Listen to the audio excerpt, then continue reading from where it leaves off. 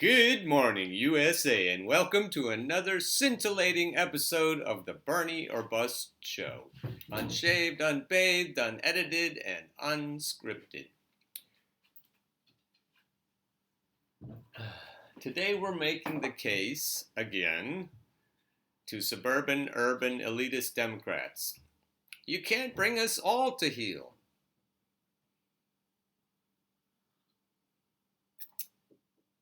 You can't bring to heel all 7 categories of voters mentioned below. It doesn't matter if it's 1 year or 100 years, you simply won't get all of these voters, at least a fourth of the left by any reasonable reckoning, to vote for a corporate sock puppet. It's time to come to terms with your own elitism, swallow your pride, and hashtag unite behind Bernie. Some of the points I'm about to make came from the article that I linked to yesterday. This is a new article. I'll link to it under this video. What prompted this refinement, this article's refinement, was a war, a battle I had with a bunch of older Vote Blue folks yesterday on Facebook, last evening, and then raging into this morning. And they're very reticent to let go of neoliberalism.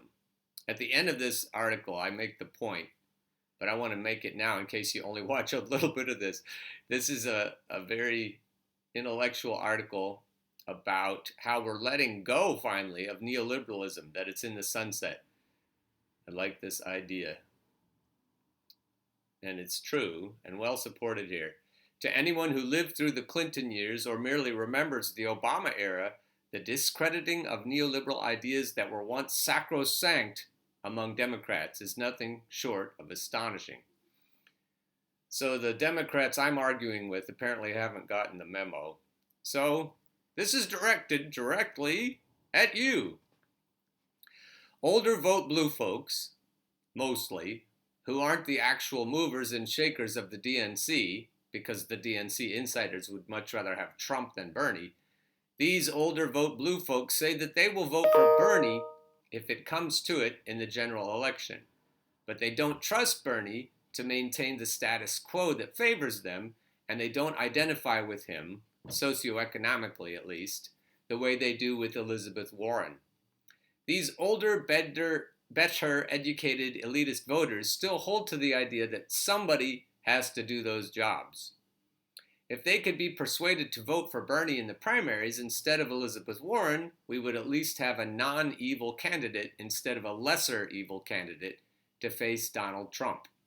And yes, Elizabeth Warren is evil because she is knowingly complicit with the DNC Clinton machine, Third Way John Cowan, Center for American Progress Neera Tanden, and Wall Street types who finance her campaign. Crystal Ball and Tim Black are commentators who have been pointing these things out to a special effect, and they're not the only ones. And they are correct that the powers have shifted over and have chosen Warren over Beto O'Rourke and Pete Buttigieg. Thanks to Philosoph Rob on Twitter, we have a list, a full list, I think complete list, it may be growing, of Elizabeth Warren's multi-billionaire donors. Most of these donors also gave to Hillary Clinton. None have donated to Bernie Sanders. Now, if you go to this article below, posted below, you'll find these videos. The first one is Crystal Ball, the second one is Tim Black, and they will provide a great background for what I'm saying here. Then I go on to the point that there are 7 categories of voters mentioned above who will under no circumstances vote for a neoliberal candidate. They will either stay home, vote third party, write in Bernie, or vote directly for Donald Trump. These voters have no intention of carrying on the Clinton, Obama, Reagan, Bush legacy. The sunset is here for them. For their own reasons, they don't trust that their interests will be advanced by this legacy. Number 1, poor. Number 2, poorly educated. Number 3, Bernie or Trump. Number 4, Bernie or bust. Number 5, the very young, referred to in an article below as the Bernie or bust generation.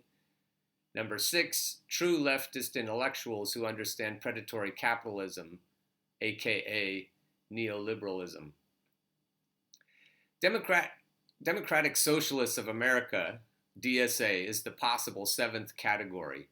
They narrowly passed a weak T Bernie or bust resolution. I got that weak T moniker from Tiffany, the original gangster of Bernie or bust, Revolt against Plutocracy. So shout out to Victor. They are the smallest of the that's Victor right there. He's been helping me with these articles. The very young category consists of first-time voters. The Bernie or bust generation is comprised of somewhere between 220,000 to over a million. Over a million is a conservative estimate of the number of the Bernie or bust generation who will actually be Bernie or bust. The entire generation of first-time voters, which includes, to be fair, other categories, is between 8.8 and 9 million people. This graph is from the article quoted under it that estimates the total youth votes in the 2016 presidential primaries and caucuses. And Sanders more than doubled both Trump and Clinton. So if you combine Clinton and Trump voters, youth voters, you still won't reach Bernie. So it's not even close. It's hard to overemphasize how completely and utterly Senator Bernie Sanders dominated the youth vote to this point in the 2016 presidential campaign. While Hillary Clinton dominated him among older voters, he dominated her right back among younger voters. I think I need more coffee. Even winning more than 80% of their votes in some states against no less than the eventual Democratic nominee. But this fact might say it better than any. In the 2016 campaign, Sanders won more votes among those under age 30 than the two presumptive major party presidential nominees combined. And it wasn't close.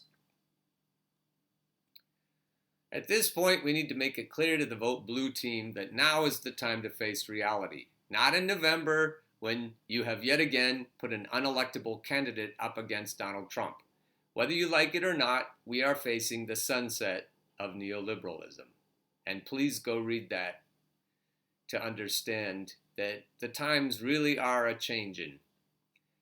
Don't blame me. Don't blame Susan Sarandon. Don't blame Bernie or bust. Don't blame young people. Don't blame Russia. You have only yourselves to blame for what happened in 2016. And if you screw this up again, the entire planet will be dancing ever closer to the edge of the abyss.